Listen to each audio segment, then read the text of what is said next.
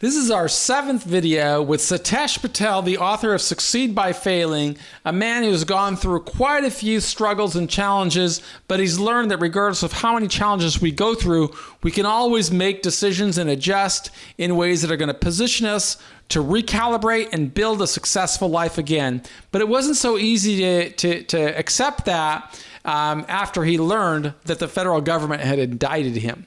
Tell us a little bit about what you did after you learned that you were going to be facing these criminal charges in front of a trial or a jury or you were going to have to plea. What path did you pursue?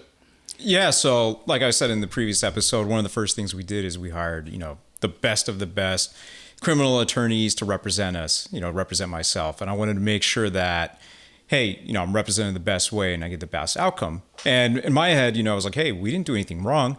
So we're going to fight this. And we said, all right, we're going to fight. So let's get the process going. We had lawyers writing up motions and doing all these miscellaneous things. And the goal is, we're going to go to a jury trial. How long did that process take from the time that you'd learned that you got arrested, that federal agents came to your home and took you away in handcuffs and locked you inside of a jail and put you through a bond hearing and the eventual time when you'd get an opportunity to plead your case? Yeah, it was several months. It was months and months and months going on. And eventually what happened was the government came to me and said, hey, we'll give you a deal, probation, but you need to do some work for us. And I said, okay, what's the work? They said, okay, well, you got to come and cooperate. You got to tell us what other people are doing wrong. You got to tell us what you did wrong in this case, what your co-defendants did wrong in this case. And I said, no. I didn't do anything wrong. I don't believe I did anything wrong. Yeah, if maybe we made some mistakes along the way, but that's it. We've always been in the right path. So I'm fighting this. I'm going to trial. I believed in my innocence. Unfortunately, that led to them turning up the heat even more.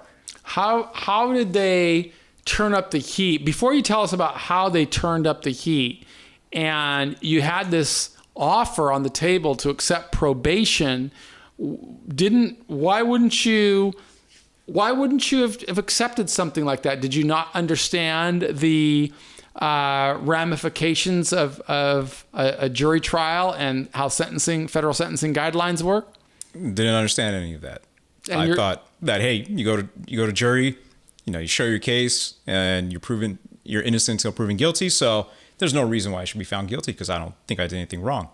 And that's the mentality I had. That's the mindset that we had.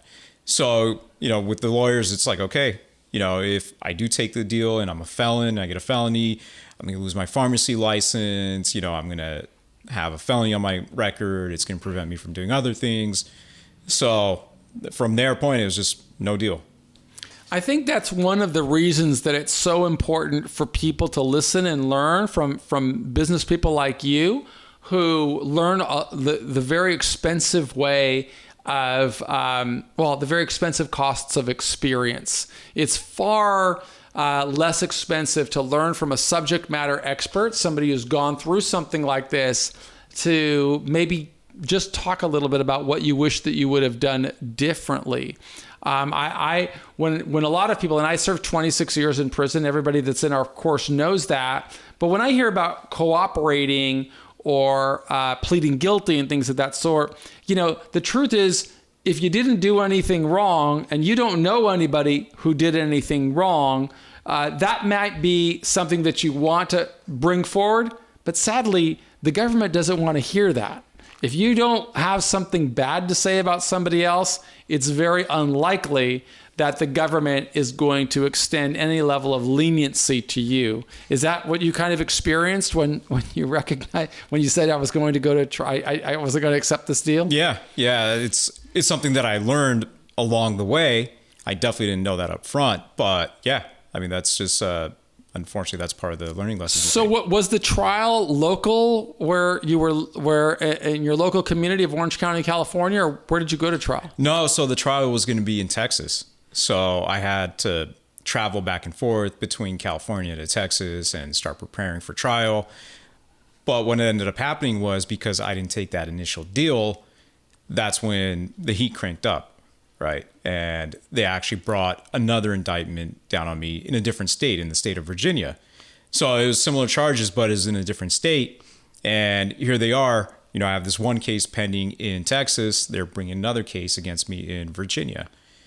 And so you're getting the benefit of traveling to Texas and Virginia, but not on your own accord. You're also paying for the freight for attorneys to travel with you. Is that right? That's right. Yep. It was the bills were racking up very fast. Attorneys are expensive, and like I said before, you got to pay for their travel, their food, their hotel. Everything they say and do, you're paying that. And when you were traveling and going through all of this, did you have any concept of what you would be facing in the event that the jury did not rule in your favor? So I thought, if I lost at a trial, maybe I'd get, a year or two in prison time. I was like, I didn't do anything wrong, but the jury may say, hey, I did something wrong here. And I thought it was going to be so minimal that, just be a couple of years and I'd be done with it. A couple of years is not so easy, though, is it? I mean, it's not. Years in prison, we can just throw those numbers out like the government does. But the reality is that's 600 or 700 days away from the people you love and the people who love you. And that's certainly not easy. In fact, some might call that failing. Yeah. I know that I was in there for a long time and it became my life. But unlike you, I'm a guy who really knew that I was making criminal decisions by selling. Well, I was in the pharmaceutical business to a extent as well. I was selling cocaine. So I made really bad decisions, and serving time in prison was an opportunity for me to recalibrate and rebuild.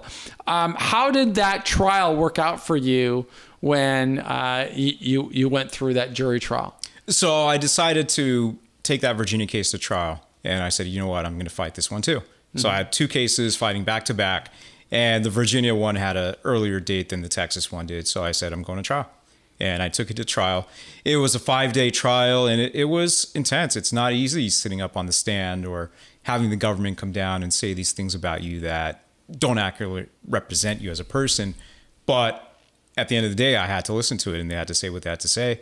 I got up, was able to say what I had to say, but the jury still convicted me. And it's that moment that I realized that innocent until proven guilty doesn't necessarily mean the jury's going to find you innocent. A jury you can lay out the facts, tell your story, and the jury's going to still come back and say you're guilty.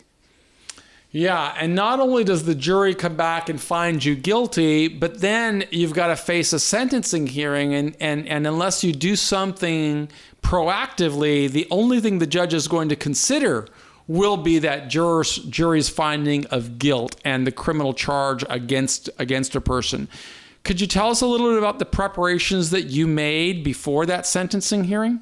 Yeah, so one thing we dealt with the jury hearing or the jury trial, that was one step, but having to go through sentencing was, I'd say, even more stressful because you just don't know what's going to happen.